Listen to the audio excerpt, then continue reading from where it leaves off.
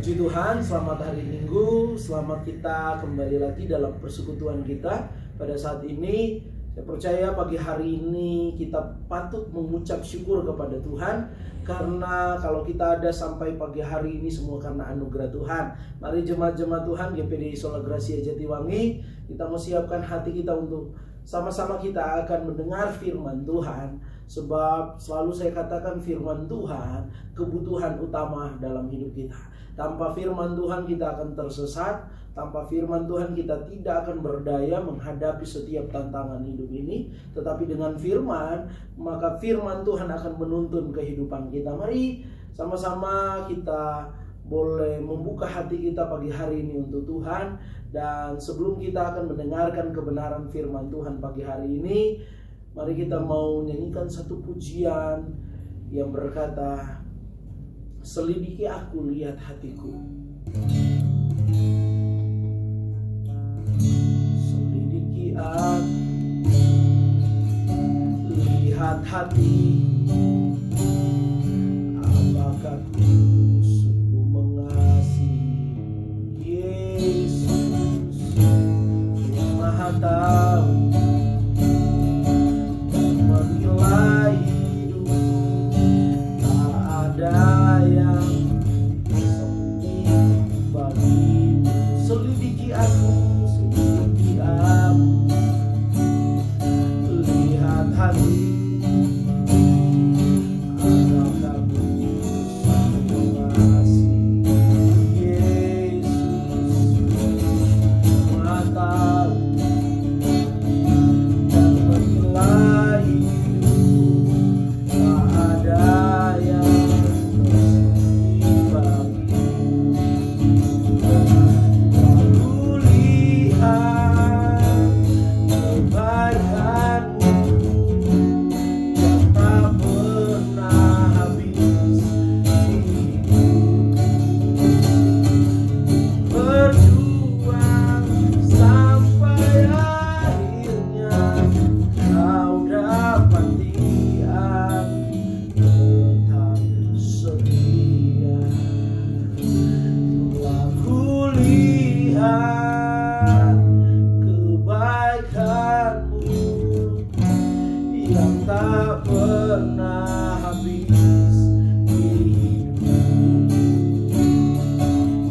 Berjuang sampai akhirnya kau dapati aku tetap setia.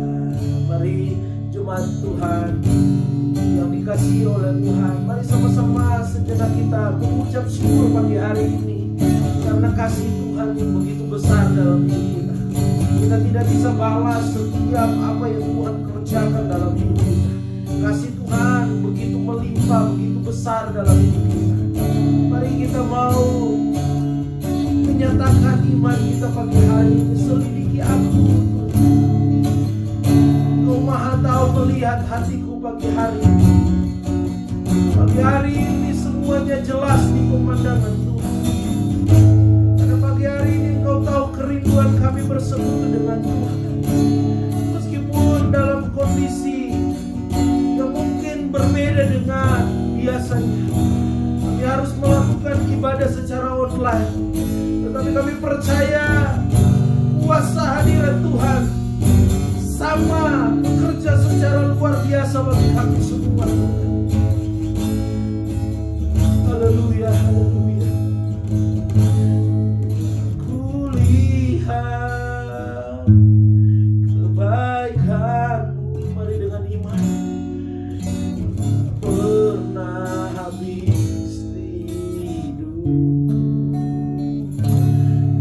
Berjuang sampai akhirnya kau dapati aku tetap setia. Sekali lagi saya rindu kita nyanyikan pujian ini dengan iman, refnya saja sebagai pernyataan kita bahwa kita ingin setia sampai langkah terakhir.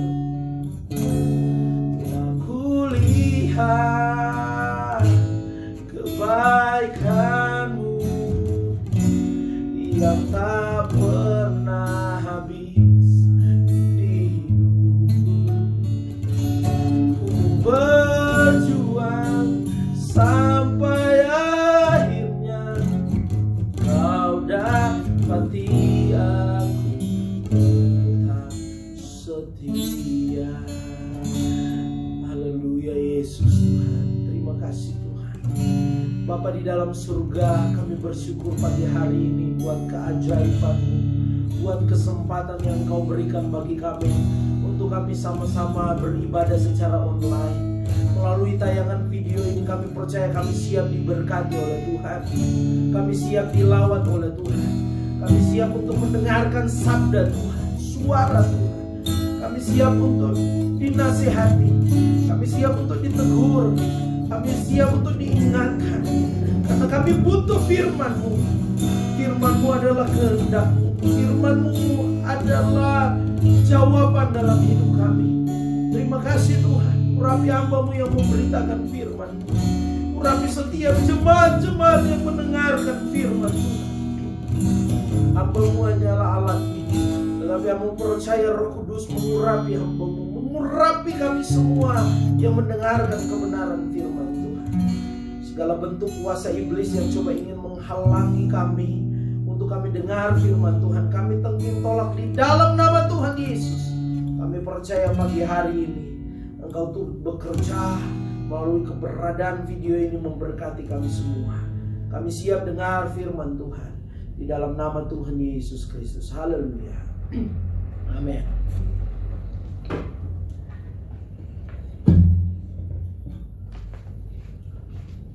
Puji Tuhan, salam sola gracia, semua karena anugerah Tuhan. Selamat pagi bagi seluruh jemaat GPD Sola Gracia Jatiwangi. Pagi hari ini saya percaya semuanya tetap ada dalam semangat, tetap ada dalam sukacita, bahwa kondisi pelayanan dalam kondisi ibadah online tidak menghalangi kerinduan kita, antusias kita untuk sama-sama kita bersekutu dengan Tuhan. Amin. Saya percaya bahwa ini tantangan yang harus kita jawab, ini proses yang harus kita nikmati, sehingga pada akhirnya selalu intinya, goalnya mempermuliakan nama Tuhan. Amin. Puji Tuhan, saat ini seperti yang saya katakan hari Kamis kemarin, bahwa kita akan mendengar firman Tuhan pada saat ini.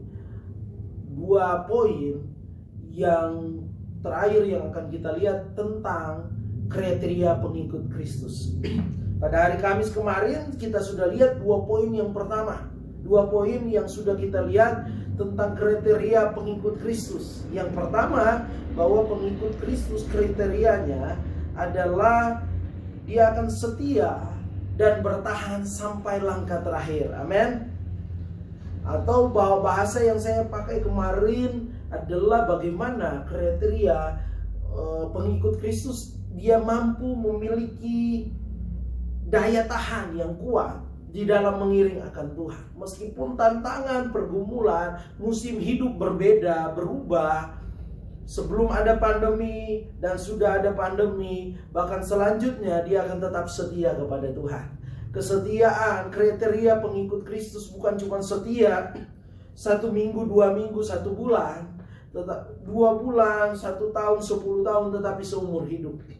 Kesetiaan kita bukan ditentukan oleh orang terdekat kita, oleh pendeta, oleh gembala, oleh pelayanan yang besar, tetapi kesetiaan kita benar-benar lahir secara langsung dalam kehidupan kita, punya di mana ada komitmen untuk kita benar-benar setia sampai langkah terakhir, bertahan dalam kondisi apapun. Kemarin saya sudah bilang jangan sampai kita seperti bangsa Israel, kesetiaannya tergantung siapa yang memimpin. Jadi ketika pemimpinnya yang takut akan Tuhan mungkin bertahan sampai 40 tahun, 50 tahun, orang Israel setia sama Tuhan seperti pemimpin mereka. Tetapi sesudah pemimpin berubah, kesetiaan mereka kepada Tuhan juga berubah, karena pemimpin pada saat itu mungkin kondisinya pemimpin yang tidak takut akan Tuhan, tidak setia kepada Tuhan. Memang seorang pemimpin memiliki pengaruh, tetapi harus kita ingat, keselamatan kita pribadi lepas pribadi, tidak tergantung orang lain. Itu sebabnya mari kita mau tetap setia sampai langkah terakhir. Ini kriteria pengikut Kristus yang pertama. Yang kedua yang sudah kita lihat bahwa di mana kriteria pengikut Kristus yang kedua adalah menyangkal dirinya. Kita percaya kepada Tuhan, firman Tuhan katakan bahwa kita menjadi ciptaan yang baru. Bukan jadi malaikat, tetapi karakter Kristus itu menguasai hidup kita. Tetap, saya katakan kemarin hari Kamis bahwa kita masih ada dalam tubuh jasmani, daging ini. Tetapi firman Tuhan katakan jangan sampai kita hidup dalam keinginan daging, tetapi kita harus menyangkal diri kita, atau dengan kata lain, mematikan keinginan daging. Jangan sampai di hari-hari ini keinginan daging lebih besar atau sangat nampak dalam hidup kita daripada keinginan Tuhan yang nyata dalam hidup kita. Jangan sampai di hari-hari ini karakter Kristus itu seakan-akan tidak ada, yang nampak keinginan daging. Seperti firman Tuhan katakan bahwa keinginan daging telah nyata percabulan, kecemaran, hawa nafsu, penyembahan berhala, sihir, perseteruan, perselisihan, iri hati, amarah, kepentingan diri sendiri, percideraan, roh pemecah, kedengkian, kemabukan. Kemarin saya sudah bilang kemabukan bukan cuma minum-minuman keras, tapi orang yang mabuk terhadap jabatan, terhadap pekerjaan, sampai lupa akan Tuhan, sampai lupa untuk berdoa, beribadah. Jangan sampai ini yang nampak dalam hidup kita. Tetapi anak-anak Tuhan di hari-hari ini yang nampak adalah karakter Kristus. Amin. Ini yang kedua. Dan kita akan melihat pagi hari ini 2 poin yang terakhir. Yang ketiga, karakter Kristus yang ketiga, karakter pengikut Kristus yang ketiga yang kita akan lihat, yaitu di dalam Matius 7 ayat yang ke-24. Matius 7 ayat yang ke-24. Mari jemaat-jemaat Tuhan, kalau bisa membuka Alkitab di rumah masing-masing, dan dalam hitungan yang ketiga, ketika engkau jemaat-jemaat Tuhan mendengar suara saya, dalam hitungan yang ketiga kita baca bersama-sama. Matius 7 ayat yang ke-24. 2, 3. Setiap orang yang mendengar perkataanku ini dan melakukannya, ia sama dengan orang yang bijaksana yang mendirikan rumahnya di atas batu. Sampai di situ dulu pembacaan firman Tuhan kita. Dari ayat ini saya membawa kita kepada poin yang ketiga,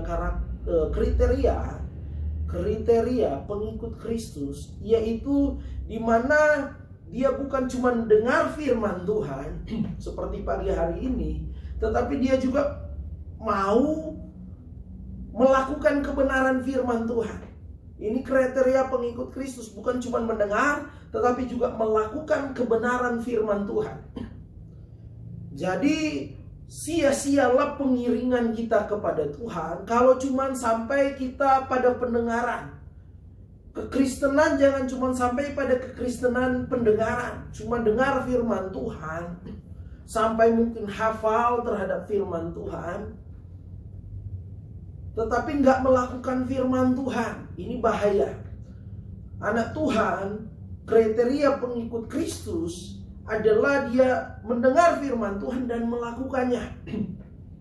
Dan rahasia yang luar biasa ini merupakan rahasia yang luar biasa yang harus kita ketahui. Ketika kita mendengar firman Tuhan dan melakukan firman Tuhan, itulah kehidupan rohani yang berkualitas. Anak Tuhan yang berkualitas bukan cuma sekedar mendengar, tetapi dia melakukan kebenaran firman Tuhan. Kenapa saya bilang bahwa ketika kita mendengar dan selanjutnya melakukan firman Tuhan, kita menjadi orang-orang yang berkualitas di hadapan Tuhan. kita lihat di sini bahwa firman Tuhan katakan orang yang mendengar firman Tuhan dan melakukan firman Tuhan, dia adalah orang yang bijaksana. Digambarkan sebagai orang yang bijaksana yang mendirikan rumahnya di atas batu. Di atas batu. Kemudian turunlah hujan dan datanglah, ayat 25, datanglah banjir, lalu angin melanda rumah itu, tetapi rumah itu tidak rubuh sebab didirikan di atas batu. Ini menggambarkan bangunan yang berkualitas. Didirikan di atas batu, ketika ada angin, ketika datang tantangan berupa hujan dan datang juga banjir, firman Tuhan katakan bahwa rumah itu tidak akan rubuh. Rumah itu berdiri tegak, rumah itu tetap bertahan. Karena apa? Karena rumah yang berkualitas didirikan di atas batu. Ini gambaran orang yang mendengar dan melakukan firman Tuhan. Jadi kalau kita belajar merenungkan di hari-hari ini, bagaimana kita menjadi orang yang berkualitas, orang Kristen yang berkualitas, pengikut Kristus yang berkualitas, ya kriteria ini yang harus kita harus nampak dalam hidup kita, harus nyata dalam hidup kita. Mendengar firman Tuhan dan melakukan firman Tuhan, sehingga kita boleh menjadi orang yang berkualitas. Ketika ada tantangan, pergumulan, kita bukan kekristenan yang asal-asalan, nggak berkualitas, tetapi kekristenan yang berkualitas. Ada tantangan, kita nggak akan mudah goyah, nggak akan mudah terbawa arus dunia, tetapi kita menjadi bangunan gereja Tuhan, anak Tuhan yang kokoh, seperti rumah yang didirikan di atas batu. Tetapi sebaliknya, orang yang cuma dengar firman Tuhan gak melakukannya, firman Tuhan katakan, tetapi setiap, ayat 26, tetapi setiap orang yang mendengar perkataanku ini dan tidak melakukannya, ia sama dengan orang yang bodoh. Ini yang katakan firman Tuhan. Firman Tuhan katakan bahwa jangan sampai kita jadi orang Kristen yang bodoh. Orang Kristen yang bodoh adalah cuma dengar tapi nggak lakukan firman Tuhan. Dan firman Tuhan katakan di sini bahwa ia sama dengan orang yang bodoh yang mendirikan rumahnya di atas pasir. Apa yang terjadi? Kemudian turunlah hujan dan datanglah banjir, lalu angin melanda rumah itu, sehingga rumah itu rubuhlah rumah itu dan hebatlah kerusakannya. Ayat-ayat ini menunjukkan bagaimana ada kekristenan yang berkualitas, ada kekristenan yang tidak berkualitas. Bahaya kalau kita nggak jadi orang Kristen yang berkualitas. Kita seperti rumah yang didirikan di atas pasir. Ada masalah, ada tantangan. Ketika kita diperhadapkan dengan yang namanya situasi yang nggak mengenakan, bagaikan hujan dan banjir, maka pada akhirnya kita menjadi bangunan yang roboh, menjadi orang Kristen yang pada akhirnya jatuh, menjadi orang Kristen yang pada akhirnya hancur, menjadi orang Kristen yang pada akhirnya terpuruk. Dan saya yakin bahwa kita nggak mau mengalami hal ini. Kita mau tetap bagaikan bangunan yang berdiri kuat. Apapun masa pandemi ada, ataupun masa-masa yang lain, kondisi-kondisi yang gak mengenakan datang. Tetapi kalau kita punya bangunan yang kuat, maka saya percaya kita menjadi orang-orang Kristen yang bertahan. Karena apa? Karena kita bukan cuma dengar, tetapi melakukan kebenaran firman Tuhan. Amin. Saya percaya firman Tuhan ini mungkin sudah sering kita dengar, tetapi saya percaya ini yang Tuhan mau ingatkan kita. Jangan sampai di hari-hari ini kita cuma menjadi orang-orang yang menampung saja, menampung firman Tuhan, tetapi nggak melakukan firman Tuhan. Cuma dengar firman Tuhan sampai kita tahu Kejadian sampai Wahyu, kita tahu persis hal-hal yang terjadi dari Kejadian sampai Wahyu. Tetapi pada akhirnya semuanya akan sia-sia ketika kita nggak lakukan firman Tuhan.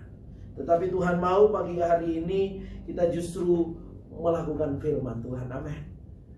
Selain saya katakan kekristenan yang berkualitas, maka berbarengan dari hal kualitas adalah kuat. Jadi ketika kita lakukan firman Tuhan, kita akan menjadi orang Kristen yang kuat. Amin.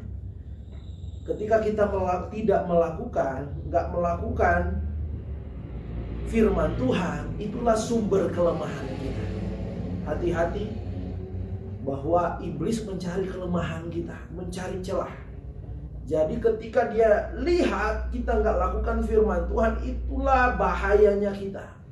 Kita ada dalam kondisi membuka celah, atau disitulah titik kelemahan orang Kristen, pengikut Kristus, ketika dia nggak melakukan firman Tuhan. Tetapi orang Kristen yang melakukan firman Tuhan, disitulah letak kekuatannya. Amin. Jadi pada saat ini mari, baik saya maupun jemaat-jemaat Tuhan, bagian kita yang kita harus lakukan saat ini bukan cuma dengar, tetapi kita melakukan firman Tuhan. Amin. Bahkan secara tegas firman Tuhan katakan di dalam Yakobus 1. Coba kita perhatikan Yakobus 1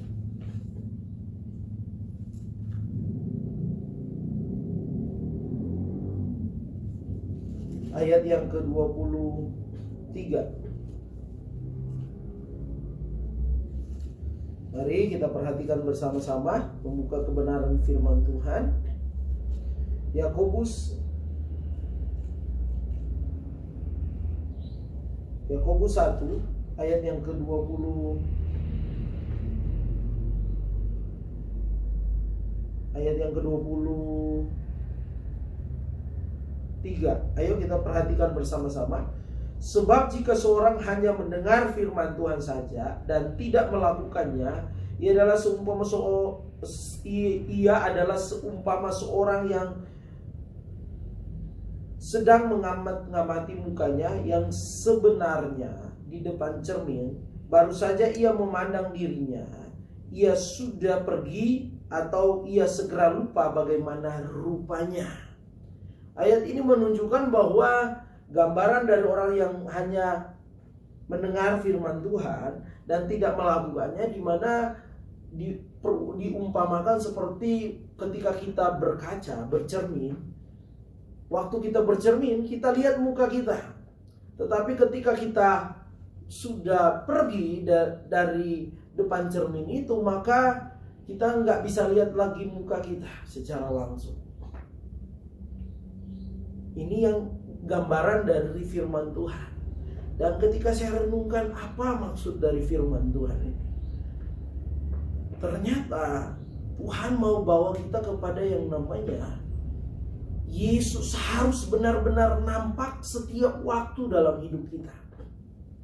Jangan sampai kita menjadi orang Kristen yang nampak Yesus nampak hanya sementara. Kekristenan yang dimana Yesus nampak sementara karena hanya mendengar firman Tuhan tapi nggak melakukan.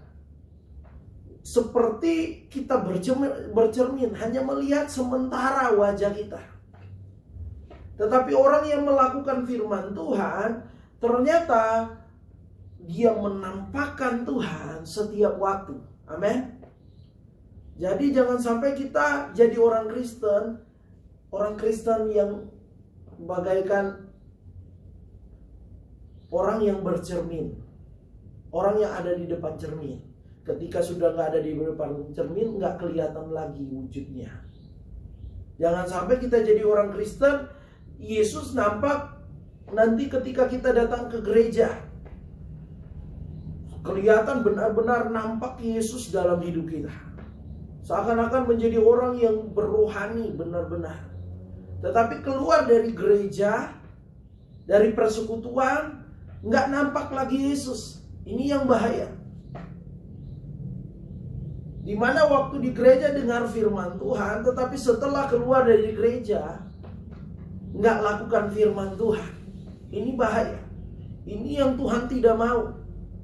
Tuhan mau dimanapun kita berada kita lakukan firman. Dengan kata lain, tanpa kita sadar atau sadari, kita sedang menampakkan Yesus dimanapun kita berada. Amin. Itu yang Tuhan mau. Bahkan kalau kita perhatikan kebenaran firman Tuhan di dalam ayat sebelumnya, lebih keras lagi firman Tuhan katakan, tetapi hendaklah, ayat 22, tetapi hendaklah kamu menjadi pelaku firman dan bukan hanya mendengar saja, sebab jika tidak demikian kamu menipu diri sendiri. Saudara pernah tertipu? Nggak mau kan kalau misalnya kita kena tipu. Dan lebih luar biasa, bahasa yang mungkin agak tegas, lebih luar biasa kebodohan manusia ketika dia menipu dirinya sendiri. Ketika ada orang yang menipu kita, mungkin kadar kebodohan kita nggak lebih bodoh daripada ketika kita menipu diri kita sendiri. Ini yang harus kita perhatikan, ketahui.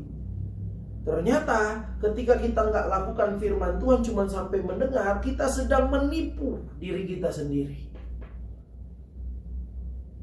Betapa menunjukkan orang yang nggak melakukan firman Tuhan, cuma mendengar firman Tuhan. Benar kata firman Tuhan tadi dalam Matius, dia seperti orang yang bodoh. Mari pada kebenaran firman Tuhan ini kita mau jadi orang-orang yang berkualitas. Amin. Orang-orang yang bijaksana, orang-orang yang menampakkan Yesus, orang-orang yang kuat di dalam Tuhan. Karena apa? Mendengar firman Tuhan dan melakukan kebenaran firman Tuhan. Amin. Kita bukan cuma jadi orang yang di depan cermin, tetapi dimanapun kita berada, menampakkan ada Yesus dalam hidup kita. Kenapa? Kita melakukan firman Tuhan. Dan yang terakhir yang kita akan lihat pada kebenaran firman Tuhan pada saat ini, kriteria orang Kristen, pengikut Kristus, kriteria pengikut Kristus, selain dia setia sampai langkah terakhir, bertahan menjadi orang Kristen yang mampu bertahan dalam segala hal, tetap setia, dan pada akhirnya menyangkal diri, mematikan keinginan daging. Dan yang ketiga tadi adalah bukan cuma mendengar tetapi melakukan firman Tuhan. Dan yang keempat, yang terakhir yang kita akan lihat di dalam Matius 16 ayat 24. Matius 16 ayat yang ke-24. Bila sudah dapat, saya rindu kita baca bersama-sama dalam hitungan yang ketiga. Matius 16 ayat yang ke-24. Matius 16 ayat 24, 2-3. Lalu Yesus berkata kepada murid-muridnya, setiap orang yang mau mengikut aku, ia harus menyangkal dirinya, memikul salibnya, dan mengikut aku. Di sini firman Tuhan katakan, kemarin hari Kamis saya sudah katakan poin yang kedua, menyangkal diri. Ketika kita mengikuti Yesus, kriteria yang harus kita lakukan, tunjukkan, harus nampak adalah bagaimana kita menyangkal diri kita. Dan yang keempat yang kita akan lihat di sini adalah memikul salib. Ini yang harus kita lakukan, memikul salib. Orang Kristen, pengikut Kristus, kriterianya memikul salib. Kita nggak bisa jadi orang Kristen, katakan orang Kristen, lalu kita menghindari salib itu. Tetapi kita jadi orang Kristen harus siap memikul salib. Itulah kriteria pengikut Kristus. Tetapi salib yang kita pikul bukan seperti yang digambarkan kalau datang kita memperingati Paskah, kematian Yesus. Saya suka lihat di berita di mana di Filipina orang pada akhirnya orang-orang Kristen di sana menunjukkan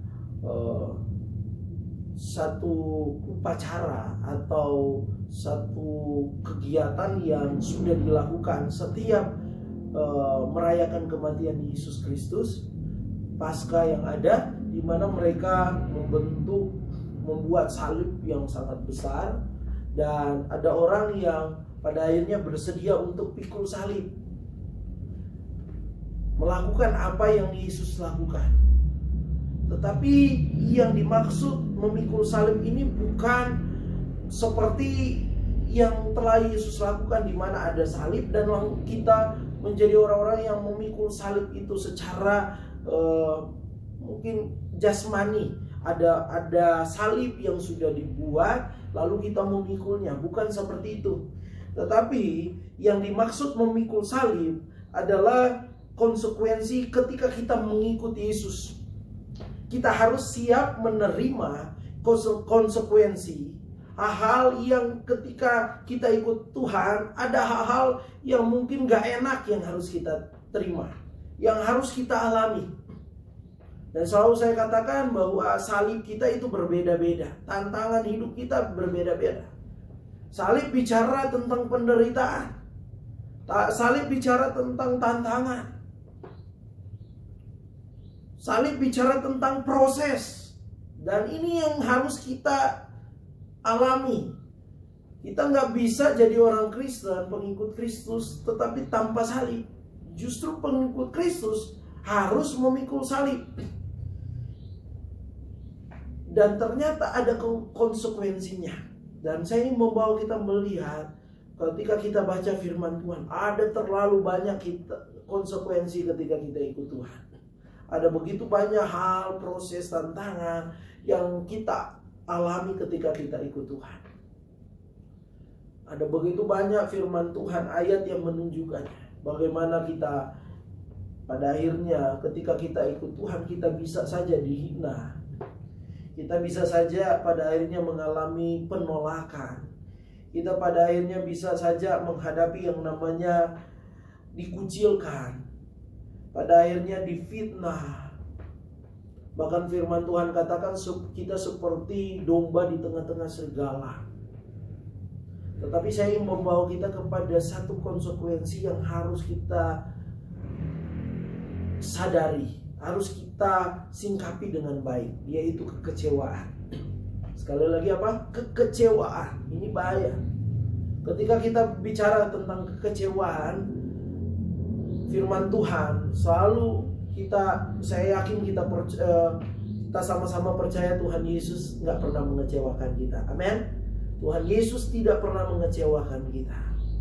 Tetapi berapa banyak terkadang ketika kita ada dalam masalah, dalam pergumulan, dalam tantangan, dalam proses, seakan-akan kita berpikir bahwa Tuhan sangat, dengan kata lain, bahwa Tuhan telah mengecewakan saya. Karena apa? Karena dalam tantangan, pergumulan, dalam proses, seakan-akan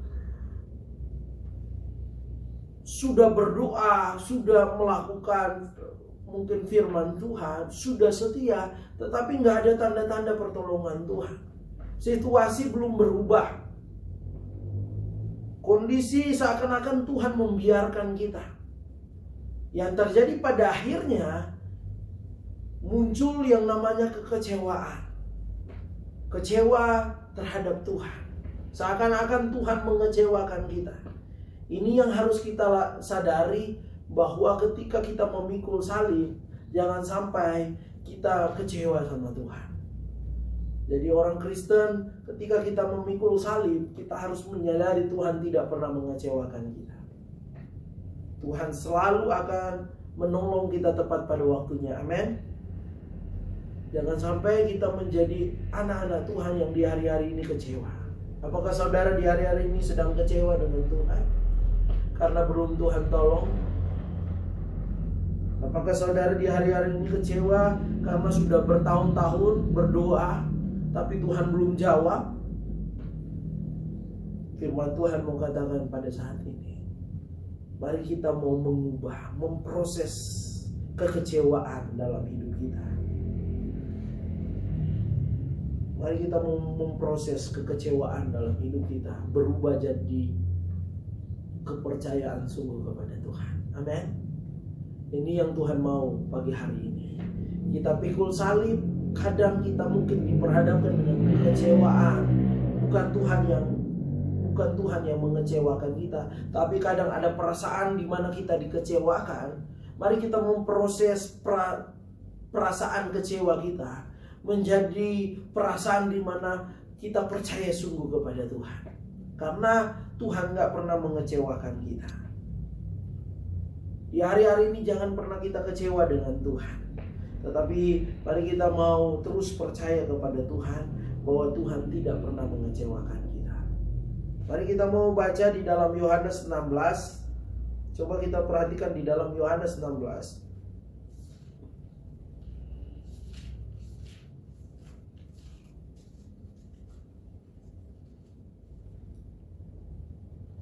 Ayat yang pertama. Kita mulai ayat yang pertama, Yohanes 16 ayat yang pertama dan ayat yang kedua. Kita perhatikan. Semuanya ini kukatakan kepadamu supaya kamu jangan kecewa dan menolak aku. Kamu akan dikucilkan, bahkan akan datang saatnya bahwa setiap orang yang membunuh kamu akan menyangka bahwa ia berbuat bakti bagi Allah. Kita lompat pada ayat yang ke-33. Yohanes 16 ayat 33 dikatakan, semuanya ini kukatakan kepadamu supaya kamu beroleh damai sejahtera dalam aku. Dalam dunia kamu menderita penganiayaan, tetapi kuatkanlah hatimu, aku telah mengalahkan dunia. Di sini menunjukkan bahwa kita jangan sampai kecewa sama Tuhan. Pikul salib bicara tentang penderitaan, penganiayaan, sesuatu yang gak mengenakan, proses yang mungkin berat. Tetapi firman Tuhan katakan kita jangan sampai kecewa kepada Tuhan, tetapi kita harus tetap menguatkan hati kita. Pernah saya katakan bahwa kata menguatkan hati, bagaimana kita menguatkan kepercayaan kita. Terus percaya. Meskipun mungkin di hari-hari ini kita belum melihat pertolongan Tuhan, kita harus memproses perasaan kecewa kita menjadi satu kekuatan hati, menjadi percaya sungguh kepada Tuhan. Karena Tuhan gak pernah mengecewakan. Semalam saya dengar kesaksian dari salah satu aktor di Indonesia, anak Tuhan, di mana dia bersaksi tentang pengalaman hidupnya. Tuhan bawa dia kepada proses yang berat, proses yang secara manusia membuat dia drop, membuat dia nggak tahu lagi mau lakukan apa-apa.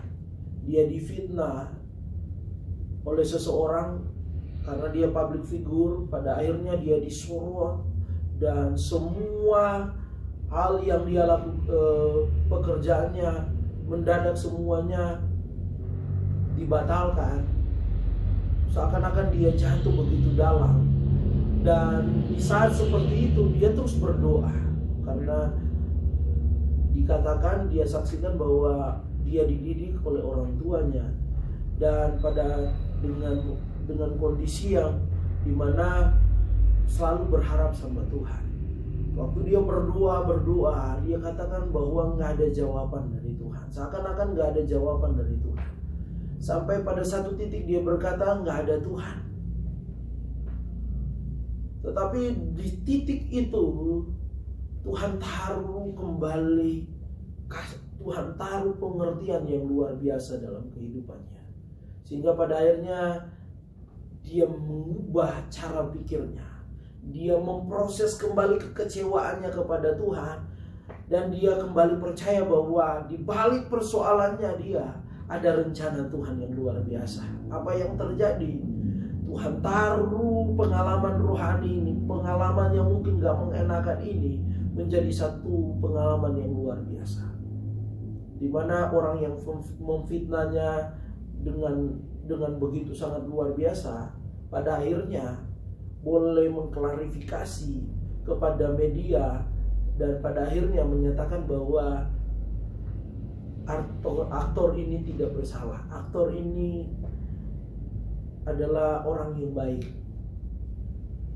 Dan ini yang perlu kita sadari.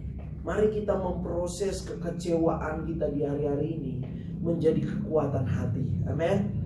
Orang di dekat kita bisa mengecewakan kita, orang di sekeliling kita bisa mengecewakan kita, Bahkan terkadang kita berpikir Tuhan mengecewakan kita. Tapi mari kita memproses kekecewaan, perasaan kecewa kita. Dengan apa? Dengan kita pada akhirnya memiliki kekuatan hati percaya sungguh kepada Tuhan. Ada dua contoh yang saya mau bawa kita pada bagian terakhir.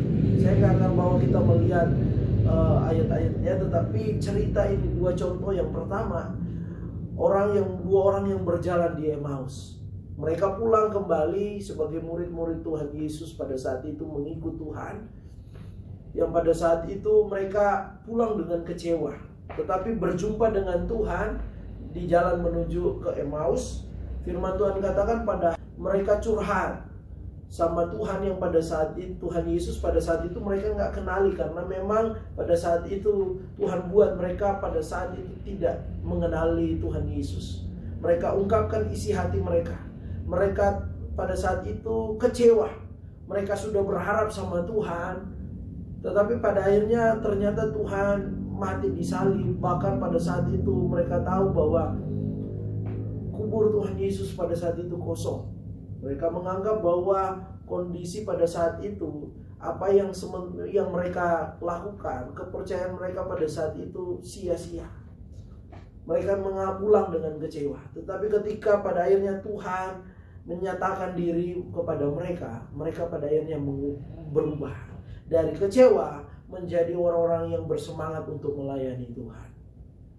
Rasul Paulus, pribadi yang kedua yang saya mau katakan, contoh di mana memproses kekecewaannya menjadi satu kekuatan semangat untuk terus melayani Tuhan.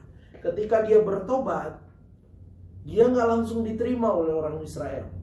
Dia nggak langsung diterima oleh para rasul-rasul, kecuali Barnabas.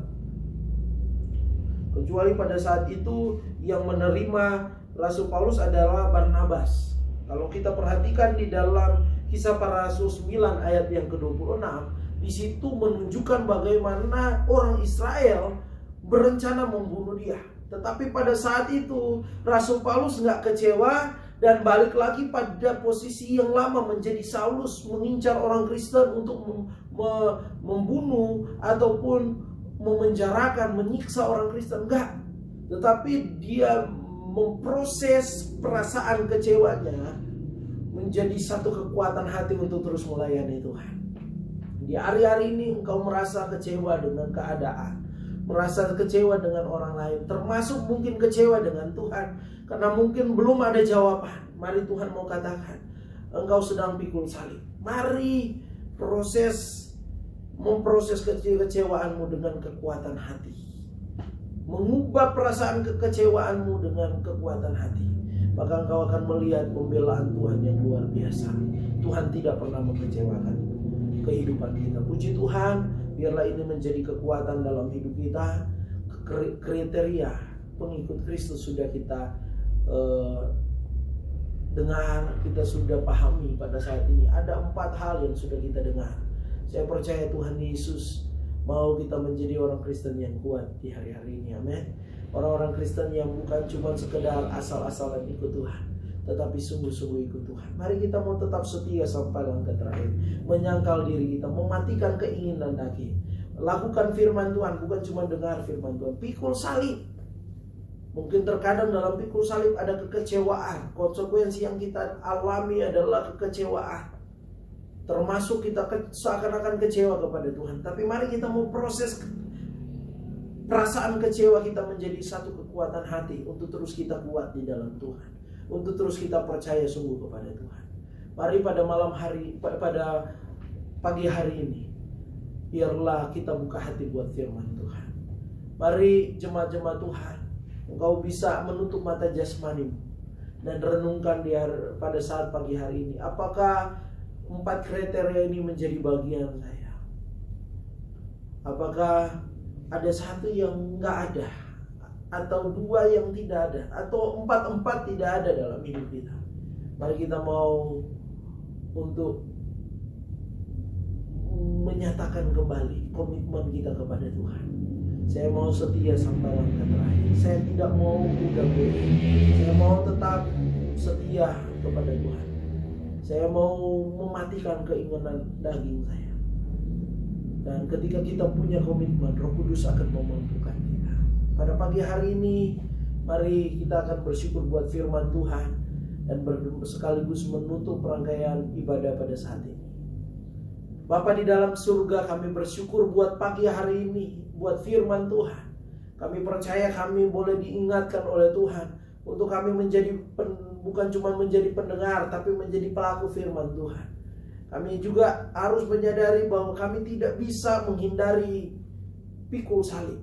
Pikul salib harus menjadi bagian kami, karena itu kriteria pengikut Kristus. Tetapi kami tidak mau kecewa ketika ada tantangan, ada proses, ada hal-hal yang nggak mengenakan. Tetapi kami diminta untuk memproses perasaan kecewa kami menjadi satu kekuatan hati. Percaya sungguh kepada Tuhan. Terima kasih Tuhan. Tanamkan firman Tuhan ini dalam kehidupan kami semua, baik hamba-Mu maupun seluruh jemaat Tuhan yang ada. Jamah kami semua, kami menjadi anak-anak Tuhan yang berkualitas di dalam Tuhan. Berkati setiap umat-umat Tuhan yang mendengar firman Tuhan. Berkati umat-umat Tuhan, kami semua di hari-hari ini. Beri Tuhan, kami berdoa kesehatan yang daripada Tuhan selalu menjadi bagian kami. Mulai dari anak sekolah minggu, pemuda remaja, keluarga muda, orang tua, dan yang lanjut usia. Jauhkan kami dari virus corona.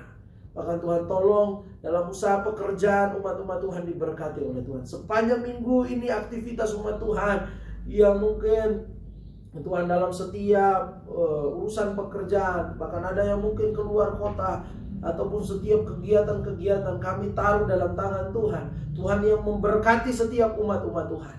Bahkan Tuhan tolong yang sakit Tuhan sembuhkan dalam nama Tuhan Yesus. Tuhan menyatakan mujizat kesembuhan daripada Tuhan. Ampuni dosa kami pada saat ini, berkati daerah Majalengka, Jatiwangi dan sekitarnya. Kota kami kota yang diberkati, bebas dari virus corona. Kota yang aman, kota di mana kami boleh jadi berkat untuk kemuliaan nama Tuhan. Terima kasih Tuhan. Berkati presiden, wakil presiden. Berkati aparat pemerintah, TNI, bahkan Tuhan, polisi, bahkan sampai kepada tingkat yang terbawah juga Tuhan, di daerah desa-desa, baik itu RT RW yang ada. Biarlah Tuhan, mereka boleh diberikan hikmat untuk mengambil keputusan yang tepat sehingga mensejahterakan masyarakat. Bahkan Tuhan tolong orang-orang yang ada di garda terdepan, yaitu dokter, perawat. Biarlah mereka menjadi saluran mujizat di tengah-tengah pandemi virus corona ini. Banyak orang yang disembuhkan melalui kehidupan mereka. Mereka juga dilindungi dan tidak terpapar oleh virus corona. Kami serahkan kehidupan kami dalam tangan Tuhan. Biarlah Tuhan jamah untuk nantinya rencana kami beribadah kembali di gereja. Kami percaya Tuhan yang akan membawa kami kepada waktu yang tepat dengan segala sesuatu dalam perlindungan Tuhan. Dan kami percaya bahwa nama Tuhan dipuji, dipermuliakan. Jemaat-jemaat Tuhan yang mendengarkan video ini, mendengarkan khotbah yang ada, kami semua sudah diberkati oleh Tuhan. Terima kasih Tuhan Yesus, Engkau Bapa yang baik bagi kami. Mari jemaat-jemaat Tuhan yang ada, Kau bisa menadakan tangan di rumah masing-masing. Kita akan menutup rangkaian ibadah kita. Dan terimalah berkat Tuhan. Terimalah berkat Tuhan, berkat penuh berkat, limpahan berkat, curahan berkat, berkat daripada Allah Bapa, Anak dan Roh Kudus.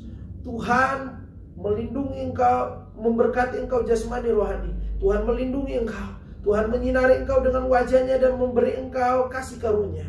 Tuhan menghadapkan wajahnya kepadamu dan memberi engkau damai sejahtera pada saat ini sampai Tuhan datang kembali. Dalam berkat nama Tuhan Yesus Kristus. Haleluya. Amin. Puji Tuhan. Tuhan Yesus memberkati kita semua. Nanti akan ada penyampaian atau informasi lebih lanjut lagi kapan kita akan beribadah bagi jemaat-jemaat Tuhan melalui pesan WhatsApp yang ada. Tuhan Yesus memberkati kita semua. Selamat hari Minggu.